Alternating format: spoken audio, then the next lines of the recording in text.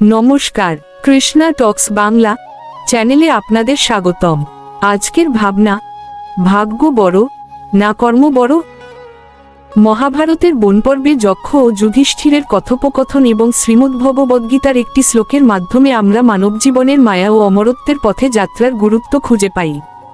এই দুইয়ের মধ্যে কোনটি শ্রেষ্ঠ তা জানার জন্য আমাদের গভীর উপলব্ধির প্রয়োজন। চ্যানেলে নতুন হলে সাবস্ক্রাইব করুন।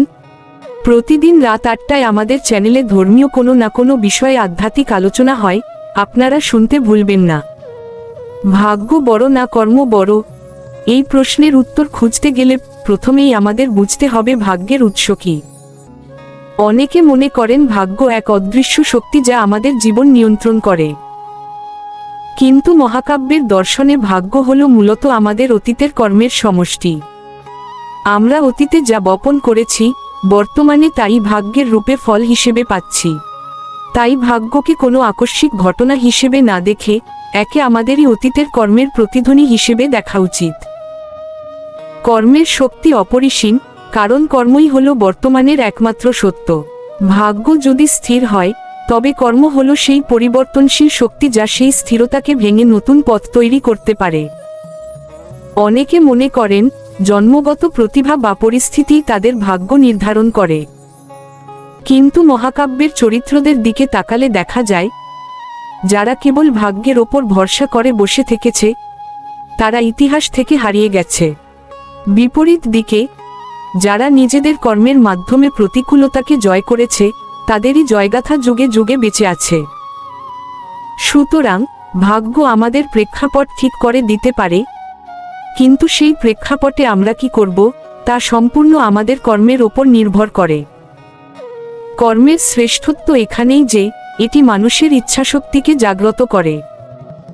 ভাগ্য আমাদের হাতে কিছু পরিস্থিতি তুলে দেয়, কিন্তু কর্ম আমাদের সেই পরিস্থিতির প্রতিক্রিয়া নির্ধারণ করার স্বাধীনতা দেয়। যখন আমরা সচেতনভাবে ভালো কর্ম করি, তখন আমাদের ভাগ্য স্বয়ংক্রিয়ভাবে পরিবর্তিত হতে শুরু করে।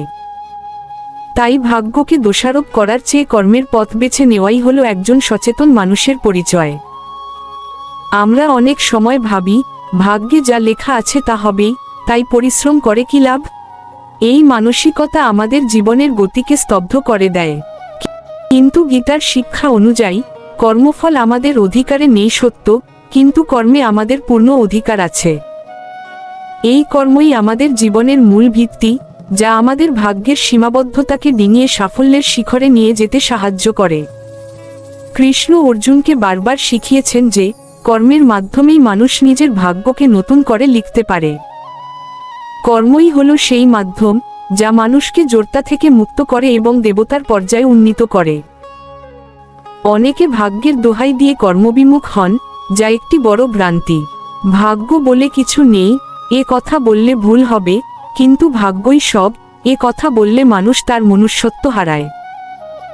কর্ম ছাড়া ভাগ্য নিষ্ক্রিয়। কর্মের মধ্যে যখন নিষ্ঠা ও একাগ্রতা থাকে, তখন প্রতিকূল ভাগ্য অনুকূলে আসতে বাধ্য হয়। তাই শ্রেষ্ঠত্বের বিচারে কর্মই বড়, কারণ কর্মের ফলেই ভাগ্যের পরিবর্তন সম্ভব। মানুষের জীবনে যখন সংকট আসে, তখন ভাগ্যকে দায়ী না করে নিজের কর্মের পরালোচনায় বসা উচিত। অর্জুন যখন রণাঙ্গনে দাঁড়িয়েছিলেন, তখন ভাগ্য বা পূর্বনির্ধারিত পরাজয়ের কথা ভেবে তিনি স্থির থাকতে পারছিলেন না। কিন্তু কৃষ্ণ যখন তাকে কর্মযোগের মন্ত্র দিলেন, তখন তিনি বুঝতে পারলেন যে পরিস্থিতির ওপর নিয়ন্ত্রণ না থাকলেও নিজের প্রচেষ্টার ওপর পূর্ণ নিয়ন্ত্রণ রাখা যায়।